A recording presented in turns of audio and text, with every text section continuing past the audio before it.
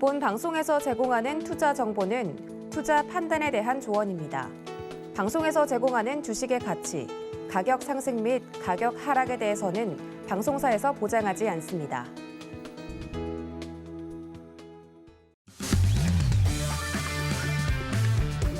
안녕하세요. 해외 시장 소식을 가장 빠르게 만나보는 시간, 해외 선물 신세계 리턴즈의 손자희입니다.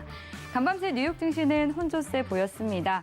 다우지수는 장중 사상 최고치를 터치하기도 했지만 3대 지수 중 나스닥만 소폭 내리면서 마감했는데요. 미 10년 만기 국채 금리가 장중 1.67%까지 오르면서 하락 압력을 받은 모습입니다. 달러 인덱스는 약세 흐름을 이어가면서 93선에서 거래가 오갔고요. 이에 골드는 반등하면서 1,784달러 선에 마무리가 됐는데요. 국제 유가는 원유 재고 감소 소식에 상승 랠리를 이어가면서 WTI는 1%가량 오른 배럴당 83달러 선에 거래를 마쳤습니다.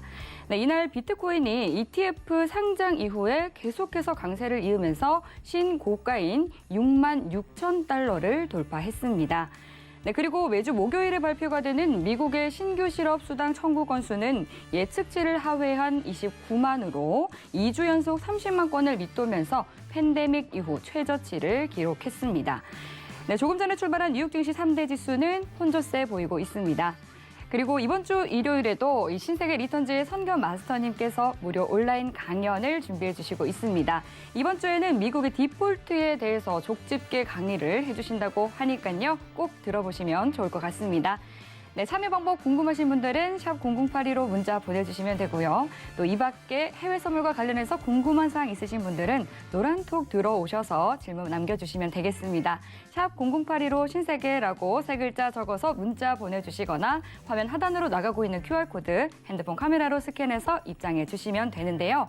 네, 저희가 보내주신 이 질문 내용들은 방송 중에 마스터님과 함께 실시간으로 답변해보고 해결해드리고 있습니다. 그렇기 때문에 코너가 시작되기 전에 미리미리 지금부터 바로 질문 남겨주시면 되겠습니다. 네, 그럼 본격적으로 오늘 해외 선물 신세계 리턴즈 시작해보도록 하겠습니다. 오늘 함께할 마스터는 누구일지 화면 통해서 만나보시죠.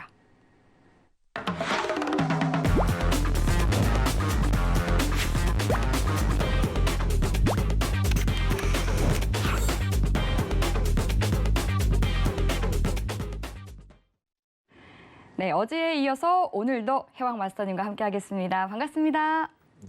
네, 반갑습니다. 인사 말씀 해주시죠. 네, 안녕하세요. 해왕입니다. 사실 어제 굉장히 어려운 얘기를 좀 꺼냈었는데 네. 오늘 좀 추가적인 내용에 대해서 얘기를 드릴 거예요. 사실 의아함이 굉장히 많이 남을 수 있는 어제 시간이었다고 저는 개인적으로 생각을 해요. 제가 직접 어떻게 보면 시장에 대한 견해랑 지금 어떤 부분으로 돈의 흐름이 움직이고 있는지 그 부분에 대해서 좀 집중적으로 설명을 드렸었는데 사실 한 번에 이해하기가 굉장히 힘든 주제였어요. 굉장히. 오늘 리포트 자료가 있어가지고 좀 더 추가적으로 이 부분에 대해서 얘기를 드리는 시간을 가질 거고 사실 그 경제 어떤에 대한 실물 경제죠. 실물 경제. 우리가 흔히 말하는 실물 경제에 대한 부분하고 이제 증시에 대한 위치값 있죠. 상대적인 어떤 저가 흐름과 고가 흐름. 이 부분은 사실 커플링이라든가 디커플링이 좀 이루어지는 경향이 굉장히 적어요. 그거는 어떤 형태로 이제 돈이 움직이냐에 따라 굉장히 나오는 현상인데 이 부분에 대한 이해도가 먼저 좀 더 중요하다고 생각을 합니다. 오늘 1시간 동안 미증시 관련해서 얘기를 하면서 이 부분 한 번 더 자세하게 설명을 드리겠고 여러분들이 이해할 수 있게끔 제가 큰 도움 한번 드려보도록 노력하겠습니다. 1시간 동안 잘 부탁드립니다. 네, 어제 굉장히 좀 어떻게 보면 신선한 충격을 주는 이런 마스터님의 남다른 해안을 좀 풀어주셨는데요. 네, 오늘도 활기차게 시작해보도록 하겠습니다. 지금 현재 시각 오후 11시 지나가고 있는데요. 먼저 오늘의 이슈부터 체크해보시죠. 나스닥은 10년물 국채 금리가 1.68%를 터치하고 금요일 파월 의장의 증언을 앞두고 경계심이 높아지고 있습니다. 골드는 글로벌 증시와 반등에 달러화 강세가 누그러지면서 사흘 연속 상승세를 보이고 있습니다. 네, 오일은 원유 재고량이 예상치 대비 크게 감소하면서 2014년 85.74달러 이후 최고치를 기록했습니다. 유로 FX는 ECB의 대표적인 매파 성향인 독일 중앙은행 총재가 사임하면서 초완화 시대 가능성이 열렸습니다. 나스닥부터 유로 FX까지 오늘의 주요 이슈 체크해봤습니다. 네, 그럼 이번에는 외신과 관련한 나스닥과 관련한 외신 기사 확인해 보도록 하겠습니다. 네, 오늘 가져온 외신 기사 제목은요. U.S. economy grew at modest to moderate rate, Fed's beige book이라는 제목입니다. 네, 이 전일 미 연준에서도 베이지북에 대한 발표가 있었죠. 네, 거기에 대한 자세한 내용을 기사를 통해서 알아보도록 하겠습니다. 현지 시간 22일 로이터 통신에 따르면 미 연준이 경기 동향 보고서인 베이지북을 통해서 미국 경제는 9월과 10월 초에 완만한 수준에서 보통 수준으로 성장을 했다라고 밝혔습니다. 연준에 따르면 단기 경제 활동에 대한 전망은 전반적으로 긍정적이지만 일부 지역에서는 노동력 부족과 공급망 차질, 또 델타 변이 등으로 불확실성이 증가했다라고 말하고 있는데요. 고용은 증가했지만 노동력 증가는 적은 노동자들의 공급으로 인해서 둔화됐다라고 보고서는 전했습니다. 네, 인플레이션은 지난 몇 달 동안 연준의 목표치인 1%를 훨씬 상회하고 있는데요. 연준 위원들은 이러한 가격 상승의 원인과 또한 이 내년에 하락할지 여부에 대해서 굉장히 예리하게 신경을 쓰고 있다고 합니다. 몇 명의 연준 위원들은 예상대로 흘러가게 되지 않는다면 연준이 생각한 것보다는 훨씬 더 빨리 금리 인상에 나설 수 있다라고 말했는데요. 또한 연준은 물가 상승이 운송과 또 노동 제약, 원자재 부족 등으로도 발생했으며 많은 기업들이 판매 가격을 인상하면서 비용을 고객에게 전가할 수 있는 상황이 만들어졌다라고 보고를 하기도 했습니다. 네, 이런 내용의 기사를 제가 오늘 가져와 봤는데요. 오는 11월 FOMC 회의에 좀 기초 자료로 활용되는 베이지북에 대한 내용이었습니다. 자세한 내용은 추후에 마스터님과 함께 나눠보도록 하고요. 네, 먼저 현재 나스닥 시세 살펴보고 오겠습니다. 현재 나스닥은 0.06% 상승한 15,386포인트 지나고 있습니다. 네, 현재 나스닥 구간에서는 어떤 대응 전략 가져가야 할지 팻말 통해서 확인해 보겠습니다. 준비해 주시고요. 들어보겠습니다. 하나, 둘, 셋.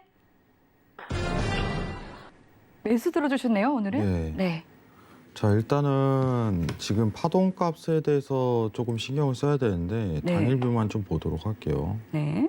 지금 이 밑에 선 보이시죠? 여기. 네. 네. 이 저점이 나왔다는 어떤 신호거든요. 하나에. 자, 좀 이제 좀 굵게 좀 표시를 할게요. 시청자분들 좀 이해하기 쉽도록. 자, 이 자리입니다. 아이고, 잠시만 화면 좀 내리겠습니다. 다시 한번 좀 그어서 설명을 드리도록 할게요. 네.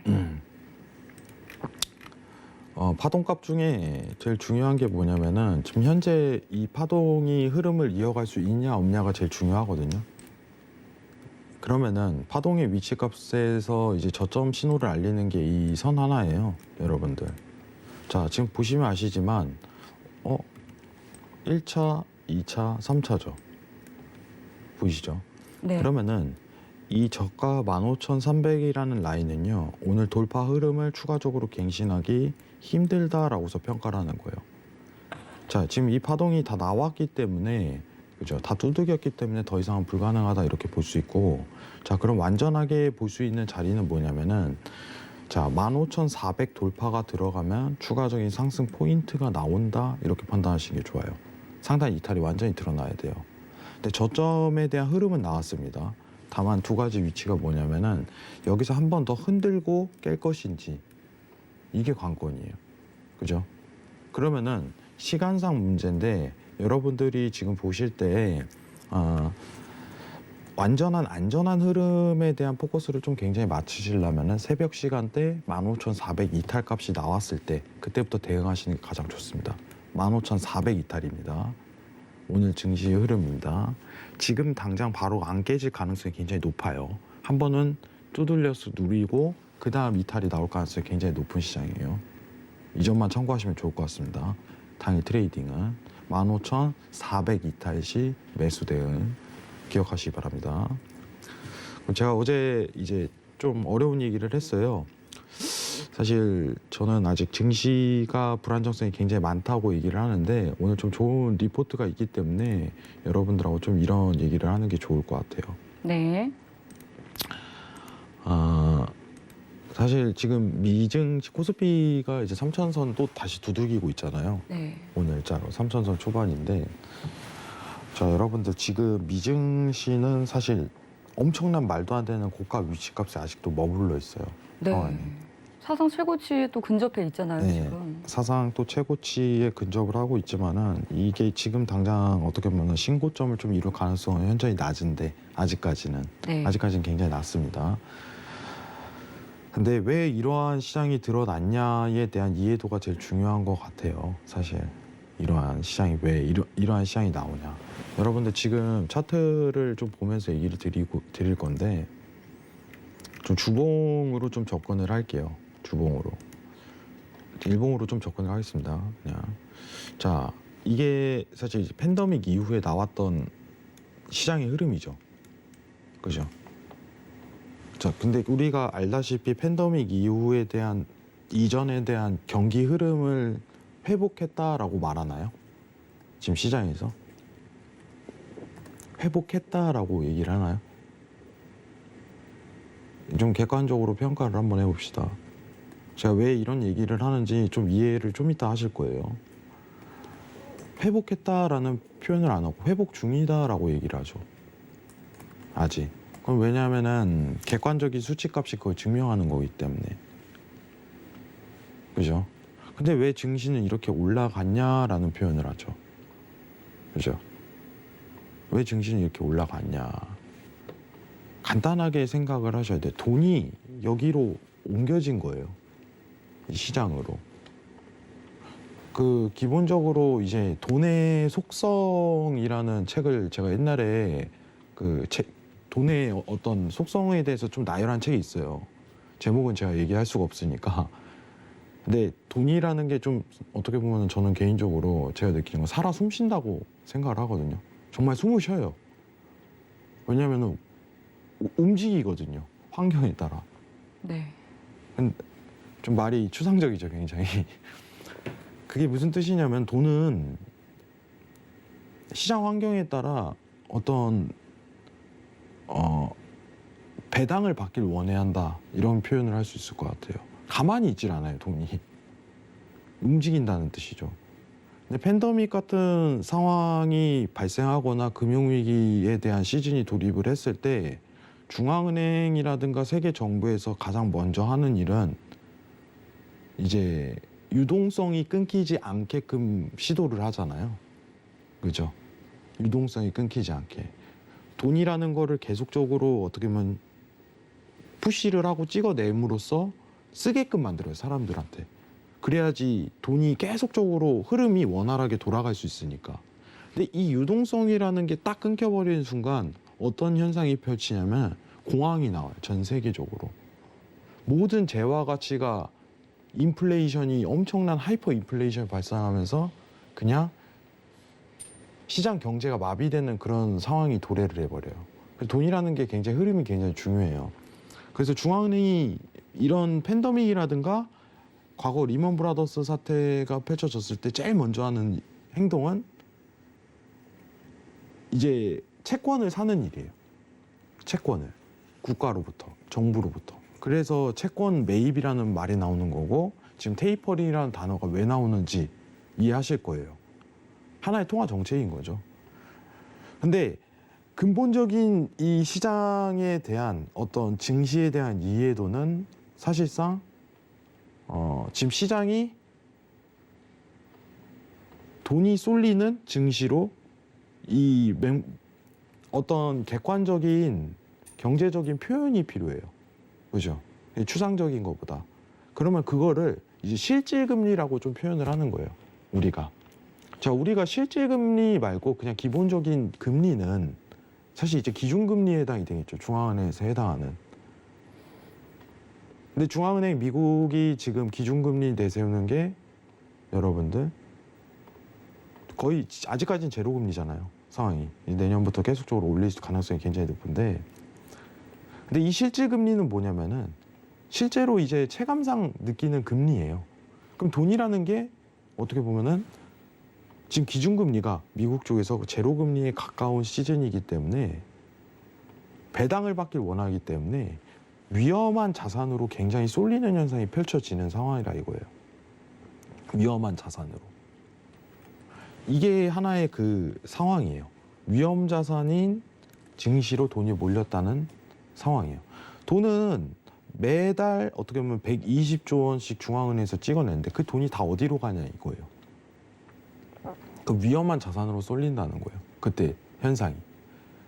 그때 나올 때 이제 증시가 말도 안 된 급등 사태가 일어나요. 이건 하나의 어떻게 보면 역사예요. 돈을 찍어내면 낼수록 이런 시장 환경이 구성될수록 증시가 올라가는 현상이 펼쳐져요. 굉장히 주식하기엔 굉장히 좋은 시즌이죠. 어떻게 보면 이런 시즌 때. 그죠? 왜냐하면 수급이 계속적으로 몰리는 시즌이니까 어떤 종목을 사더라도 웬만한 수익성으로 다 끝내고 나올 수 있는 상황이 매크로 환경이 딱 조성이 딱 돼버려요. 시장 상황. 그러면 이 기본적인 근거는 실질금리가 마이너스다라고서 제가 계속적으로 얘기하는 거예요. 실질금리가 마이너스다. 돈이 배당을 받길 원하니까. 자, 화면 좀 내리겠습니다. 네. 그래서 제가 차트를 하나 보여드리고 싶은데 네. 이 어제 제가 얘기했던 이건데, 자, 이거를 하나 보도록 하겠습니다. 어떤 차트인가요? 네, 어제 자 보시면은 실질 금리에 대해서 지금 형태가 나와 있는 차트예요, 여러분들. 자, 여기 보이시면은 주황색 선 보이시죠? 그죠? 근데 이게 마이너스 구간에 해당이 돼 있네요. 한번 확인해 보세요. 마이너스 1%대에서 계속 멈들고 있죠. 확인들 되셨을 거예요. 자, 기대 인플레이션과 여기 보시면은 검은색이 10년물 국채 금리고, 그 우리가 흔히 말하는 기대 인플레이션 BEI를 뜻하죠. 제가 어제 얘기했었던. 자, 이 차이가 있기 때문에 원래 기본적으로 10년물 국채 금리가 높아야지 정상적인 이제 경제 상황이에요. 기본적으로 물가보다 10년물 국채 금리가 높아야지. 지금은 굉장히 어떻게 표현할 수 있을까요? 상황을 굉장히 비정상이다라고 표현을 할 수 있죠. 안 그런가요, 여러분들? 비정상 아니에요? 이것만 보시더라도 아직은 비정상적인 어떤 경제 수준입니다. 이거에. 근데 증시가 계속 올라갈 수 있는 조건은 뭘까요? 그러면은 여러분들이 생각하시는, 그냥 여기서 계속 놀면 돼요. 그죠? 여기서 계속 놀면은 증시가 계속 올라. 왜냐면은 돈이 계속 증시에 쏠리는 현상이 계속적으로 지속될 거니까. 팬데믹 이후에 상승을 이끌었던 게 지금 이 주황색 선이 마이너스 1%대에서 계속적으로 맴돌기 때문에 돈은 계속 찍어내고 있잖아요. 지금 테이퍼링 하고 있나요? 아직 공식화도 안 했죠. 이제 11월에 가능성이 있는 거지. 그게 달러에 지금 반영 중인 거고, 먼저 선제적으로. 근데 마이너스 1%대에서 계속적으로 맴돌고 있는데 이때 증시에 쏠리는 현상이 발생하는 거예요. 그러면은 증시가 이제 조정이 올라면은 제가 얘기 드렸던 게 뭐예요? 돈이 빠져나오면 되는 거예요. 위험 자산에서 이제 다른 부로 이동이 되면 증시가 조정이 오는 거예요. 간단하게 생각을 하면 위험 자산인 증시로부터 어떠한 이제 안전한 배당을 받을 수 있는 다른 상품군이에요. 그런 걸로 이동이 들어가게 되는 순간 이제 증시에 조정이 오는 거예요. 유동성이 아직도 안 끝났다라고 이 부분에서 제가 표현을 하는 거예요. 근데 두 가지가 있잖아요. 이게 언제 조정이 와야 되냐, 이걸 가지고 상황을 살펴봐야 되는데, 여러분들이 집중하셔야 될 여기서 첫 번째 내용은 뭐냐면은 여러분들, 그러면은 이게 과연 경기 회복이랑 맞물릴 수 있을까요? 경기 회복이랑? 시장에서 말하는 경기 회복에 대한 부분하고 좀 이게 맞물릴까요?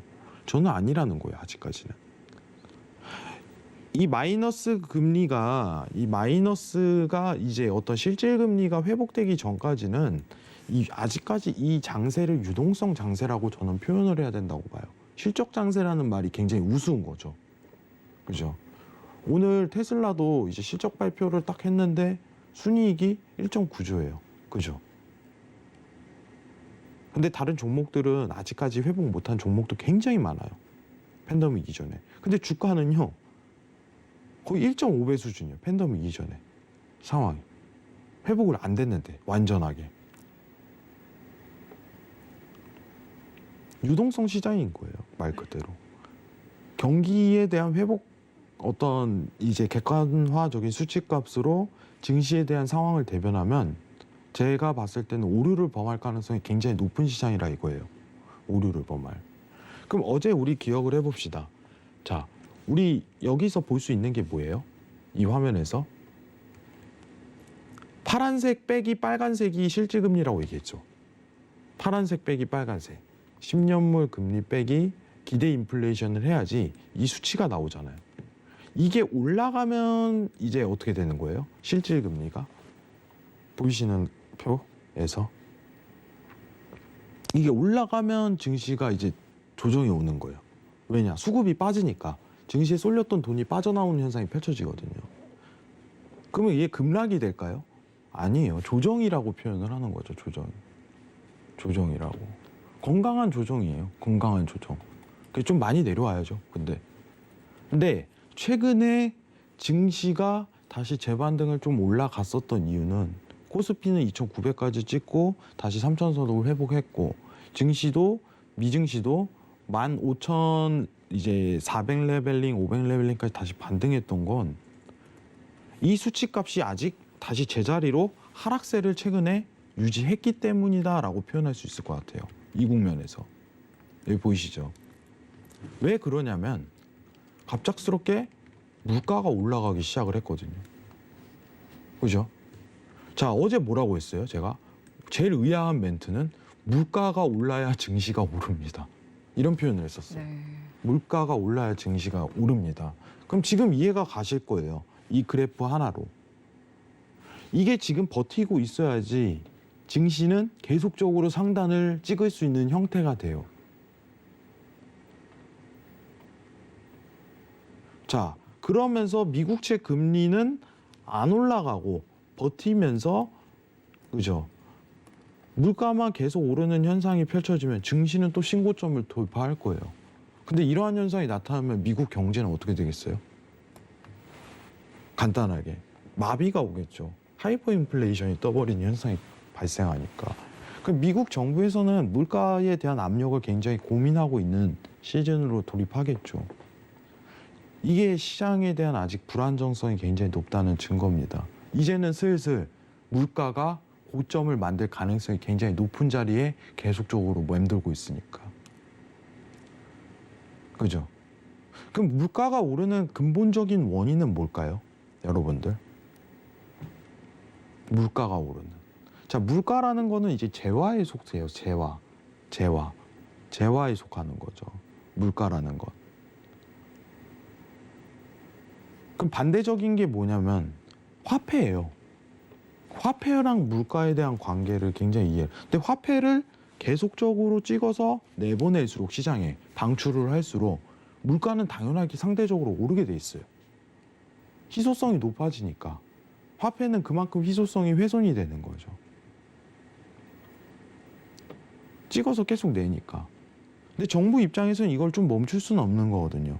왜냐? 시장 경제에 대한 유동성을 계속적으로 공급해야 되는 어떤 상황이 연출이 되니까. 근데 여기서 이제 증시랑 관계가 나오는 거예요. 근데 앞으로 이제 미국에 대한 일정이 뭐냐면 테이퍼링을 하고, 그죠? 물가가 너무 치니까 테이퍼링을 하는 거랑 마찬가지겠죠. BI가 지금 오늘자로 2.63%까지도 치고 사는 상황인데 미국 페드 입장에서 가만히 있겠습니까? 이거는 11월에 거의 이제 한다고 보는 거죠. 확실상. 테이퍼링은 뭐 사실 의미가 없고, 그럼 앞으로 초단기적으로 6개월에서 8개월 정도 테이퍼링을 기간을 들어가게 된다면은 물가에 대한 상방 압력도 당연히 시즌이 낮아질 수밖에 없어요. 그죠? 그리고 국채 금리가 다시 반등하는 시즌이 돌아오면은 이제 실질 금리가 상승하는 포인트가 오면서 시장에 대한 악재 조건이 드러나는 거죠.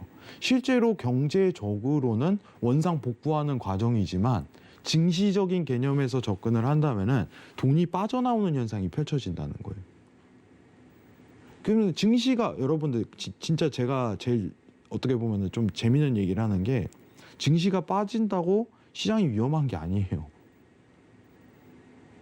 이건 오류에 굉장히 가까워요. 증시랑 경제 상황을 연동을 짓는다는 걸. 그죠? 그거는 어떻게 보면 실적 장세에서 해당하는 이제 매크로 환경에서 볼 수 있는 조건이고, 지금은 증시가 빠져나온다고 하더라도 어떻게 보면 시장이 악조건인 상황이 연출이다, 이렇게 평가할 수는 없는 거예요.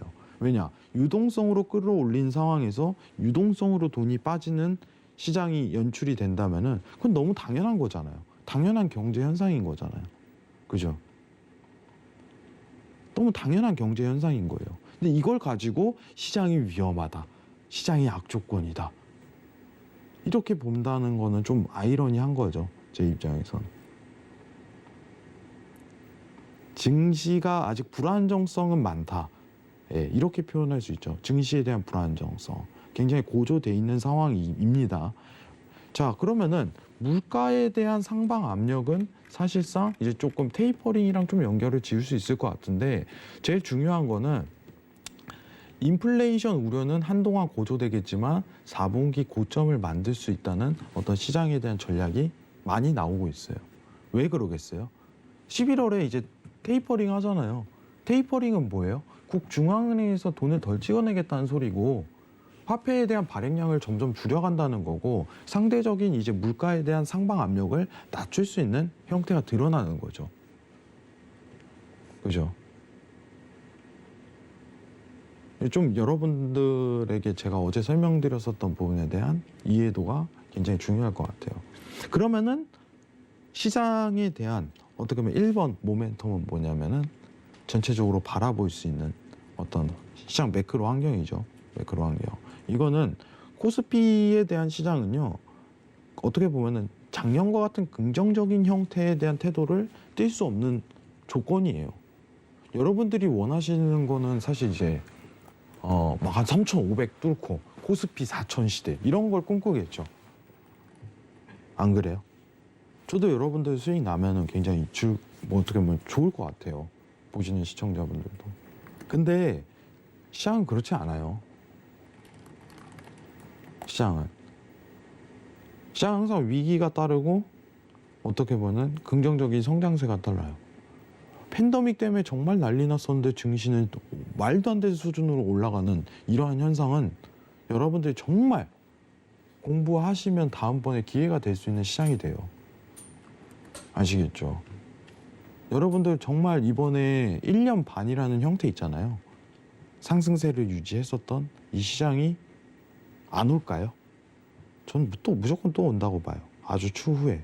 근데 이때 경험을 해본 사람이 왜 올랐는지, 연준에서 어떤 태도에 대한 제스처를 취했는지, 이거를 1년 반 동안 경험한 사람이 그때 수익을 엄청 낼 수 있어요. 이거 경험 안 해본 사람은 못 내요. 이게 중요한 거예요. 이 경험이. 시장에 대한 과거 모멘텀을 몸으로 뵀었잖아요. 그죠? 자, 그러면 잠깐만 화면 좀 내리겠습니다. 네, 그리고 마스터님, 제가 오늘 좀 굉장히 재밌는 소식을 접했는데, 그 베네수엘라가 굉장히 살인적인 인플레이션이 있잖아요. 뭐 한때는 수백만 %까지 물가 상승률이 치솟았다 이런 네네. 말도 있을 정도로. 네. 그래서 그 이제는 금으로 밥값을 결제한다든지, 그러니까 지금 굉장히 그냥 지역별로 다 다른 통화를 사용한다든지 좀 굉장히 이 경제 구조가 많이 무너진 모습을 보이고 있는데 괜찮나요? 이런 모습들이? 아니, 이미 망했죠. 솔직하게 제 평가를 하면은. 그건 더 이상 이제 나라에 대한 가치로서는 굉장히 없는. 왜 그러냐면요.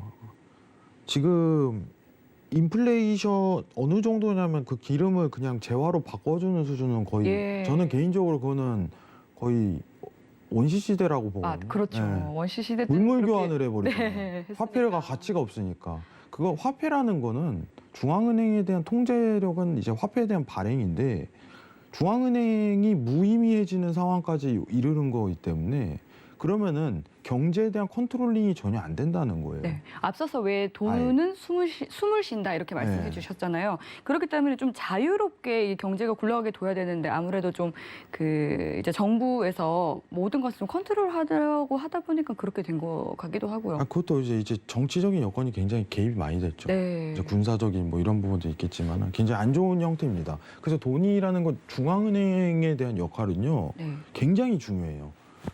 굉장히 어떤 적절한 컨트롤링이 들어가요. 미국이 뭐 한다고 지금 테이퍼링을 들어가겠어요.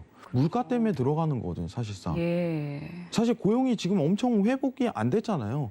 이번 달에 이제 비농업 고용지수 보더라도 엄청 낮은 수치로 나왔었잖아요. 네. 근데도 불구하고 11월에 테이퍼링을 가속해야 되는 건 더 이상 이제 물가 상승에 대한 압력은 못 보겠다 이거거든요.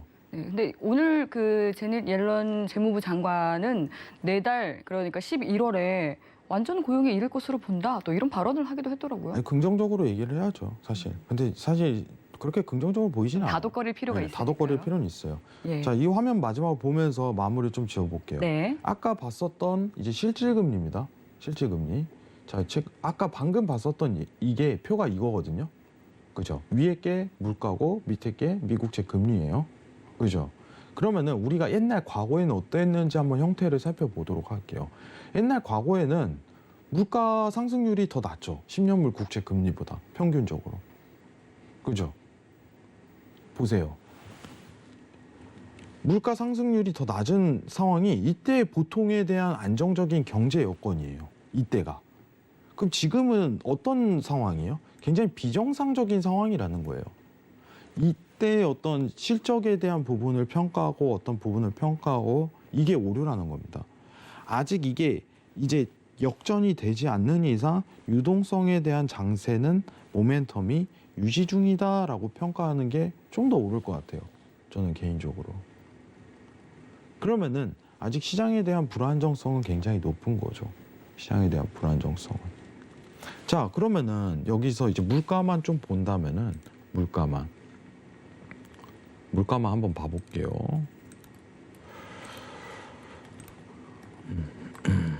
자, 물가에 대한 최고치 어떻게 보면은 네. 최고치 상황을 같이 한번 보게 된다면은 2004년부터 그래프를 본다면은 사실 시장에서 내다보고 있는 건 이 상단에 대한 오버슈팅은 오지 않을 것이다라고 평가를 하는 거예요. 그 중앙은행이 어떻게 제스처를 취할 거니까. 네. 지금 그럼- 보는 표가 물가 상승률 표입니다. 그죠. 예.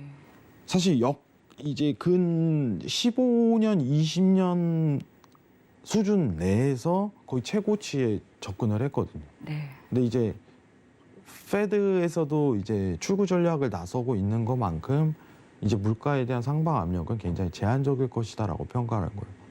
그러면은 파월 말이 맞는 거거든요. 파월이 이제 물가 급등은 일시적이다라는 표현을 계속적으로 시도를 했었잖아요. 근데 이때 조심해야 될 게 이제 돈이 빠져나오는 현상이 아직까지 모멘텀이 남아 있는 거죠. 물가 상승률보다 더 이제 좀 급한 거는 31일 날 갑작스럽게 또 연기를 해봐요. 미국 의회에서. 그럼 일본하고 중국 쪽에서 미국채 금리를 또 던짐으로써 미국채 금리가 급등이 나올 수 있잖아요. 그럼 또 시장에 대한 조정 모멘텀이 발생을 하는 거죠. 이게 지금 시장에 대한 현 위치라고 저는 생각을 합니다. 시청자분들 아시겠죠? 그리고 코스피 시장은 이제 미증시랑 좀 다소 달라요. 굉장히 제한적인 상승, 미증시가 올라가더라도 제한적인 상승 국면에 오를 가능성이 더 높은 상황이에요, 여러분들. 그래서 제가 증시를 보시는 분들에게 있어서는 사실 합의 이후에 참여하셔도 괜찮다라는 건 그때 해도 늦지 않다는 거예요. 왜냐? 여러분들이 항상 마음이 조바심하는 거는 야, 이제 못 잡을 만큼 올라간 뒤에 어떻게 이런 형태가 나온 거잖아요. 왜냐면 작년에 그래왔으니까. 2,500이었다가 순식간에 3,000 되고 이거 또 못 잡네? 또 3,300 찍어버리고 놓칠까 봐 그러잖아요. 근데 이러한 장세는 다시는 나오긴 힘들다 이거예요. 천천히 기다려도 증시가 안정성 있는 장세로 들어가기 때문에 어떤 박스에 대한 랠리죠. 내년도부터 전망이.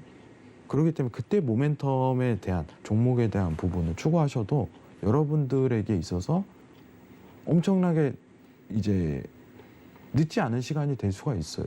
급하게 안 나가셔도 괜찮다는 겁니다. 시장의 리스크는 아직까지 존재하니까. 아시겠죠? 이 부분만 참고하셨으면 좋겠습니다. 어제 이제 추가적인 질문이 있었는데 오늘 좀 보충 설명하는 시간을 가졌습니다. 도움이 되셨길 바랍니다. 감사합니다. 네, 현재 굉장히 이 시장의 핫 이슈인 물가에 대해서 짚어주셨습니다. 사실 원유 매장량의 세계 1위였던 베네수엘라도 이런 치솟는 인플레이션을 잡지 못하면서 큰 경제 위기에 처해 있는 상황인데요. 지금 현재 이러한 불안한 요소들의 해소를 위해서 또 미국 의회 향방도 계속해서 주목할 필요가 있겠습니다. 네, 그럼 이어서 노란톡으로 보내주신 시청자분들의 모든 궁금증들을 해결해보는 무엇이든 물어보세요 시간을 가져보도록 하겠습니다. 먼저 참여 방법 화면 통해서 확인해 보시죠.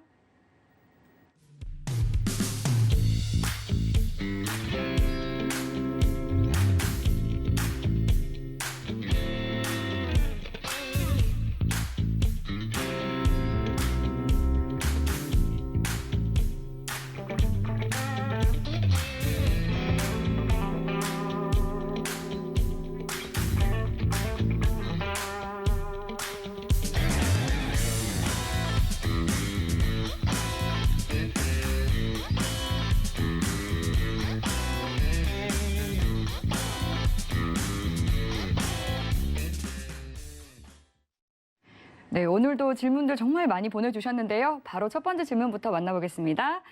유희준 님께서 보내주신 질문입니다. 저 유승준 님으로 잘못 읽을 뻔했네요. 오일과 골드, 곡물 등 다른 상품도 언급해 주세요. 이렇게 말씀해 주셨어요. 요새 조금 제가 많이 얘기를 안 했죠. 네. 오일, 골드, 곡물은 좀 빼죠. 곡물 너무 비주류기 때문에 비철금속, 오일, 골드, 비철금속 이렇게 좀 얘기를 하도록 하겠습니다. 각각 성질이 완전히 달라요. 사실 이게 같은 상품군으로 영향을 받는다는 개념보다 네. 사실 오일을 보려면 여러분들 간단하게 생각을 하시는 게 이제 미국과 오펙에 대한 공급량 전략. 예. 유가가 계속적으로 또 이제 84달러까지 치고 쉬는 모멘텀으로 나오는데 지금 유가가 오르는 이유는 이제 미국 쪽에서 생산을 안 하기 때문이다 라고서 생각하는 게 편할 것 같아요. 1번은 미국에서 생산을 안 하기 때문에 2번이 오펙에서 공급량 증가를 안 하기 때문에 네. 사실 계속... 환경에 대한 이슈가 있기 때문에 유가가 사실 100달러 간다는 얘기가 있지만은 전제가 하나만 있으면 돼요. 미국이 계속 가만히 있는다. 이 전제만 있으면 100달러 갈 수 있어요. 근데 미국이 갑작스럽게 공급량 늘리는 계획이라든가 그걸 발표해버리면은 이제 100달러에 대한 부분은 좌절이 되는 거죠. 근데 계속 치솟는 이 유가, 잡고 싶은 마음이 들 텐데 왜 선뜻 공급량 증산에 나서지 않고 있나요? 전 세계적인 어떤 시장 지향 때문이죠. 그거 굉장히 중요한 질문인데 21년도 들어오면서 20년도 들어오면서 제일 많이 들어본 단어가 뭐예요? 시청자분들이? 탄소 중립이잖아요. 네. 2050년부터 이제 중립에 대한 목표치를 설정을 하려면 지금부터 실행을 해야 된다는. 왜냐하면 전 세계적으로 그거는 잡은 거기 때문에 기준치를. 근데 미국이 이걸 어기면 안 되잖아. 안 그래요? 미국이 어겨봐요. 그럼 말이 안 되잖아요. 근데 의회에서 또 임시로 이 예산안을 통과했듯이 좀 임시 방편책이 필요할 것 같거든요, 제 생각에는. 너무 치솟고 있어서 지금 기름값도 다 너무 힘들다라고 지금 소비자들까지 얘기가 나올 정도인데. 근데 일전에 셰일이 개발되기 전에도 사실 이제 120달러까지 갔었기 때문에 이게 엄청나게 무리한 수준은 아니라고 봐요, 저는. 그래요? 네. 그런데 지금 물가 상승, 그러니까 인플레이션에 대해 우려가 되는 상황이기 때문에 좀 유가를 낮출 필요가 있지 않나 하고. 근데 저는 굉장히 일부분이라고 봐요. 이게 유가에 대한 형태는 미치는 영향이요. 왜냐면 우리 재화가 얼마나 많아요. 네. 이제 유가는 일부에 해당이 되는 거죠. 굉장히 일부에. 유가가 사실 이제 인플레이션율에 미치는 영향도 간단하게 있다고 보지만은 네. 이 상승추 아무튼 제가 좀 이 부분은 내일 무방에서 좀 더 설명을 드리도록 하고 지금 유가에 대한 상승 랠리는 굉장히 간단합니다. 미국에서 어떠한 공급량 증대 계획이라든가 일전에 최근에 한 번 하락세를 모멘텀을 만들었던 게 뭐였어요? 미국에 대한 비축류 방출 계획 하고서 에너지 장관 얘기했을 때 엄청난 하락을 기록했었잖아요. 네. 근데 그게 취소됐잖아요, 다음 날. 그리고 바로 상승했죠. 이제 공급량 증대라는 게 사실 이제 셰일을 개발한다 이 뜻이 아니라 네. 다방면으로 많아요. 근데 미국에 대한 어떤 제스처라고 평가하는 게 좋을 것 같아요. 이게 없을 때까지 사실은 유가는 계속적인 상승을 지향할 수밖에 없다라고 표현하는 게 맞을 것 같아요. 네. 그리고 자. 또 여기에 대한 추가 질문이 하나 들어왔는데요. 바로 실시간으로 에드류님께서 오늘 오일 조정은 어디까지 갈까요? 이렇게 좀 궁금하신가 봐요. 오일 조정에 대한 부분은 사실 좀 일봉에 대한 평가로 하는데 네. 제가 지금 시간상 오일에 대한 어떤 그 차트 평가하기에는 좀 굉장히 짧은 경향이 있습니다. 네. 짧은 경향이 있어요. 그렇기 때문에 그냥 러프하게만 말씀해 주세요. 일단은 단기적으로 85달러까지는 상승 포인트를 갈 수 있는데 네. 지금 당장 포인트에 대한 랠리를 찾기가 굉장히 힘들어요. 네. 네. 이제 완전한 틱 차트로 넘어가는 차트이기 때문에 지금 60분봉으로 이렇게 비교 분석이 굉장히 힘들어요. 네. 네. 더 한번 치고 올라갈 수 있는 여건은 마련이 됩니다. 네. 그러면은 이럴 때 어떻게 활용을 해야 되냐면은 예. 틱 차트를 장대하게 엄청난 장대하게 펼쳐야 돼요. 이게 뭐냐면은 기간을 엄청나게 늘리는 거예요. 최대치로. 그래야지 이걸 다 볼 수 있거든요. 이거를 연결 차트로 해갖고 그래야 추세에 대한 지지점이라든가 저항점, 이탈점이 연결이 되는 거예요. 이 부분은 시간이 굉장히 오래 걸릴 것 같아요. 이거 설명에 대한 내용이 굉장히 오래 걸리기 때문에 네. 어떤 조정에 대한 위치값은 81달러까지는 일단 열린다고 간단하게만 평가할 수 있을 것 같아요. 네. 81달러까지. 그리고 비철금속에 대한 부분은 시간이 좀 짧은데 달러 인덱스와 이제 미국 국채 금리에 대한 영향을 굉장히 많이 받아요. 최근 금값이 다시 한 번 더 오버슈팅을 위로 한 번 더 치고 올라올 수 있었던 이유는 단순하죠. 뭐냐면은 달러가 좀 주춤거리기 시작했어요. 미국 국채 금리는 계속적으로 올라가는데, 그죠? 근데 달러는 다시 한 번 더 마지막 상승을 기록할 가능성이 높기 때문에 금값은 사실 마지막 하락이 한 번 더 드러날 것 같아요. 이제는 마지막 하락. 이제는. 네. 이제는 마지막 하락이라고 제가 좀 표현하겠습니다. 마지막 하락. 추가적인 하락이 아니라. 왜냐면은 이제 4분기에 들면은 달러가 고점을 한번 찍을 것이고 미국 국채 금리도 고점을 한번 찍을 거기 때문에 더 이상 이제 금값이 내려갈 공간이 없다라는 표현이 맞을 것 같아요. 이것만 보면 되고요. 네. 그리고 비철금속에 대한 대표적인 상품은 대표 상품만 볼게요. 이제 구리에 해당되겠죠. 구리. 쿠퍼 한번 보도록 하겠습니다. 네. 자, 이거 쿠퍼는 제일 간단한 게 뭐냐면은 쿠퍼는 물가 상승률하고 똑같아요. 이건 이렇게 보는 게 제일 쉬워요. 최근 쿠퍼가 급등이 나왔던 건 그죠? 물가가 올라서예요. 물가가 올라서. 근데 이 또한 제한적일 것이다. 작년과 같은 이 상승 파동은 이제 안 나옵니다. 이제 연준에서 테이퍼링하고 이제 전략 내보내면 쿠퍼도 이제 하락 국면으로 들어갈 거예요. 아시겠죠? 이 부분을 평가하시는 게 좋아요. 일단 시황은 이렇게 전개된다는 거예요. 차트 분석 오늘 짧은 시간 내에 하기 힘드니까 이 부분만 설명드리도록 하겠습니다. 이상입니다. 네, 말씀하신 것처럼 저희는 굉장히 제한적인 시간이기 때문에 바로 빠르게 다음 질문 만나보도록 하겠습니다. 사계절님께서 보내주신 질문이고요. 테이퍼링 시작 전인 지금과 또 테이퍼링 시작 후의 증시는 어떤 방향으로 가게 될지 궁금합니다. 대내외 악재도 상존해 있는 것 같고요. 이렇게 질문 보내주셨거든요. 이거는 좀 굉장히 좋은 질문인데 네, 전후의 분위기가 좀 어떻게 달라질까요? 증시 변화는 없어요. 저는 이렇게 설명드리고 싶어요.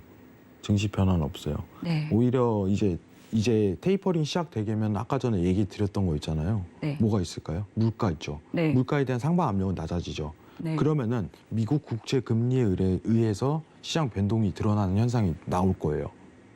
지금은 굉장히 상승 랠리를 다시 한번 타는 거는 물가에 대한 변수가 발생했기 때문인데 상방 압력이 떨어지게 된다면은 오히려 미국 국채 금리에 의한 시장이 포인트가 나오기 시작을 해버려요. 그럼 그때 그제서야 실적 장세로 전환이 될까요? 아니요, 실적 장세는 이제 금리 인상이 금리 인상을 다가올 하게 됐을 때. 다가올 때 그때 실적 장세 나와요. 예.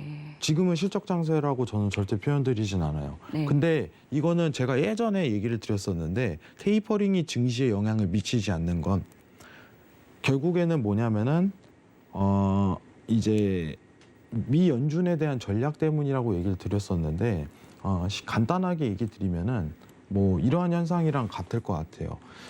미국 연준에서 사실 이제 나스닥 차트를 좀 보게 된다면은 실제로 과거 모멘텀에서 월봉으로 좀 볼게요.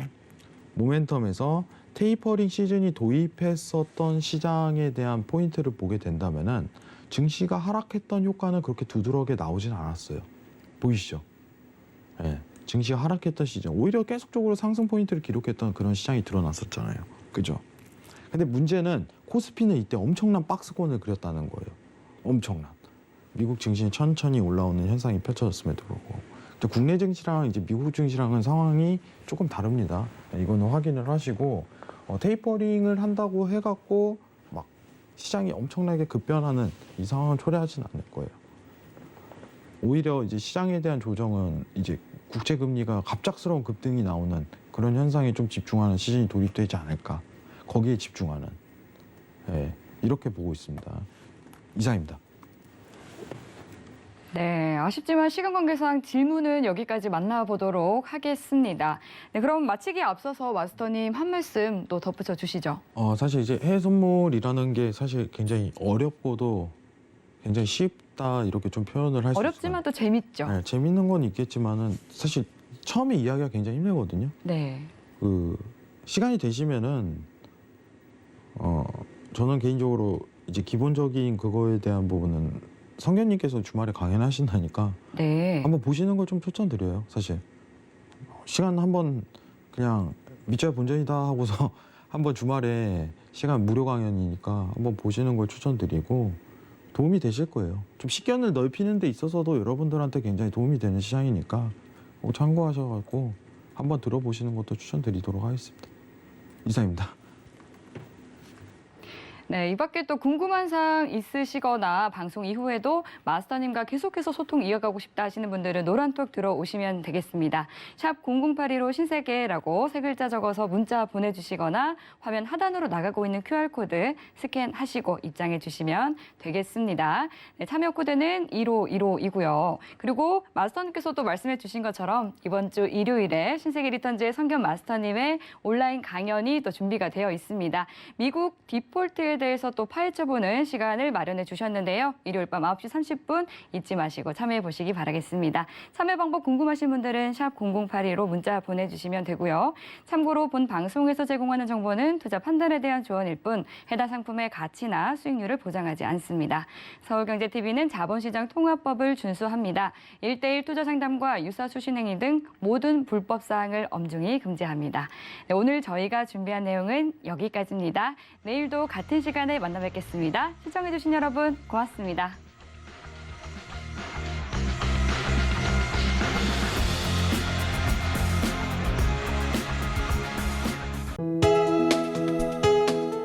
본 방송에서 제공하는 투자 정보는 투자 판단에 대한 조언입니다. 방송에서 제공하는 주식의 가치, 가격 상승 및 가격 하락에 대해서는 방송사에서 보장하지 않습니다.